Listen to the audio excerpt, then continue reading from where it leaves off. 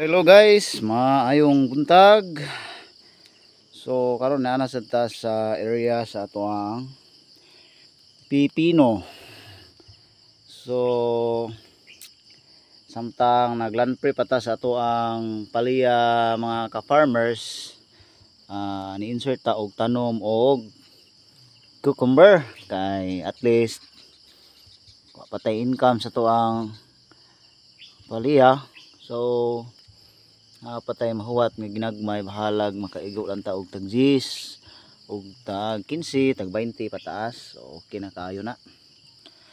So gamay na lang atong gihulat ani mga ka-farmers, daghan na tag bunga nga inyong makita dire. So kini ani ada pa siya. So kasagaran ana gid siya bunga nga atong makita nga nagbitay dire sa punuan. So by the way di ay mga ka-farmers, kini ato ang pipino, duha ka lata ni siya. So lahos ni siya sa ubos. So duha ka lata nya tag 980 per lata. So almost pila man ito punan, mga 3,000 dool. 2,000.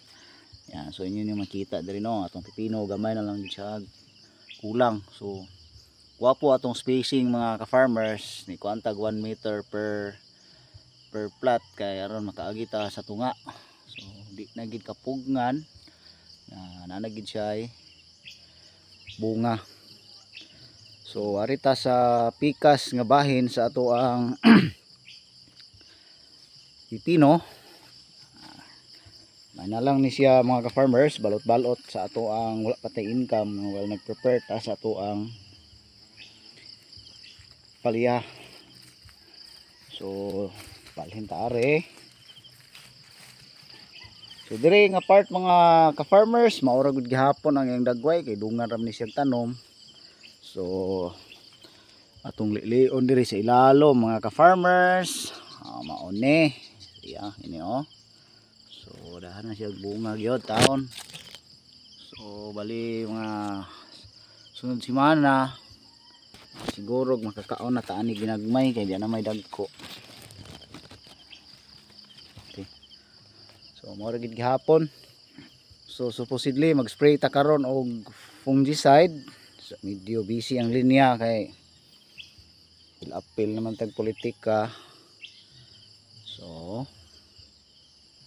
mo ni ang area diri guys. Itong balikan dito sa pikas, balik dito.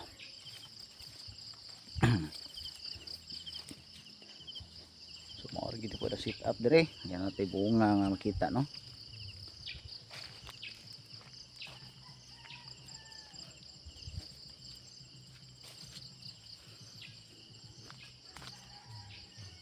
So dire mo gihapon dire ang area guys.